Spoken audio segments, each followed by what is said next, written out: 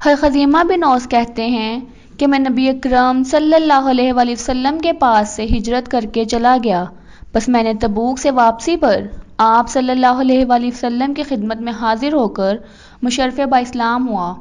بس اس وقت میں نے آپ صلی اللہ علیہ وآلہ وسلم کو فرماتے ہوئے سنا کہ یہ مقام حرا ہے جو مجھ پر پیش کیا جائے گا اور جلد ہی تم اسے فتح کر لو گے، اور وہاں شیمہ بنت نفیل ازدی ہے جو سیاہ و سفید خچر پر کالی اوڑھنے ڈالے ہوئے سوار ہے۔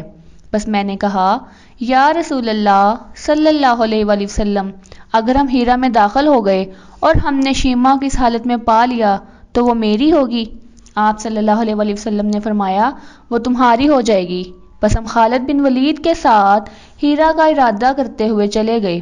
چنانچہ جب ہم ہیرا میں داخل ہوئے تو ہماری سب سے پہلے ملاقات شیمہ بنت نفیل سے ہوئی۔ اس کو ہم نے اسی حالت میں پایا جس طرح نبی اکرم صلی اللہ علیہ وآلہ وسلم نے فرمایا تھا کہ وہ سیاہ و سفید خچر پر کالی اوڑھنے ڈالے ہوئے سوار ہے۔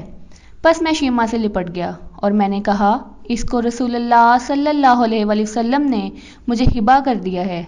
بس خالد بن ولید نے اس پر مجھ سے دلیل طلب کی، میں نے دلیل سے ثابت کر دیا تو خالد بن ولید نے شیمہ کو میرے حوالے کر دیا۔ چنانچہ تھوڑی دیر بعد شیمہ کا بھائی عبد المسیح آیا۔ اس نے کہا کیا تم میری بہن کو میرے ہاتھ فروخت کر سکتے ہو؟ میں نے کہا ہاں۔ عبد المسیح نے کہا تم جو چاہو اس کی قیمت مقرر کرو۔ میں نے کہا اللہ کی قسم میں 1000 درہم سے کم میں نہیں دوں گا۔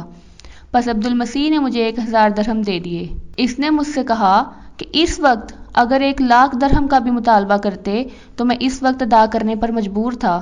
بس میں نے کہا کہ میں 1000 درہم سے زیادہ نہیں لے سکتا تھا۔ طبرانی نے کہا ہے کہ مجھے یہ خبر پہنچی ہے کہ اس بات کے گواہ محمد بن مسلمہ اور عبداللہ بن عمر رضی اللہ تعالیٰ عنہ تھے۔